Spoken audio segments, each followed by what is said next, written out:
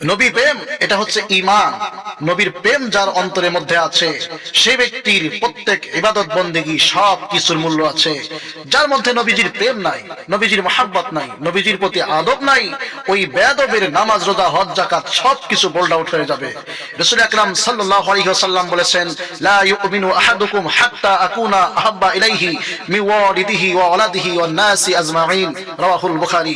বুখারী শরীফ হাদিস নাম্বার 15। নবীজি বলেছেন, যে ব্যক্তি তার মা বাবা সন্তানাদি এমনকি নিজের জানের চাইতে আমাকে বেশি মহব্বত না করবে সে কখনো ইমানদার হতে পারবে না। তাই মনে রাখতে হবে রসুলের প্রেম এটা হচ্ছে সবচাইতে বড় ঈমান। রসুলের প্রতি আদব, রসুলের প্রতি সম্মান এটা বড় ঈমান।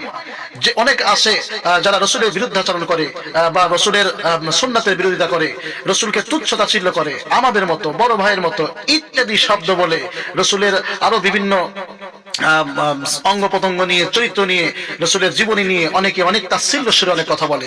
মনে রাখতে হবে যত বড় মুফাসসির হোক, যত বড় মুফতি হোক, যত বড় আলেম হোক না কেন, রসুলকে নিয়ে যাহারা তুচ্ছ তাচ্ছিল্য করে, রসুলের মান শানকে যে খাটো করবে সে চির বেঈমান, সে মুনাফিক। তার চাইতে বড় বেঈমান আর বড় মুনাফিক আর হতে পারে না। সুতরাং সে যত বড় হুজুরই হোক না কেন তার হুজুরের কোনো দাম নেই। কারণ রাসূল সাল্লাল্লাহু আলাইহি ওয়াসাল্লামের প্রতি সম্মান প্রদর্শন করা, আদব দেখানো সবচাইতে বড় ঈমান।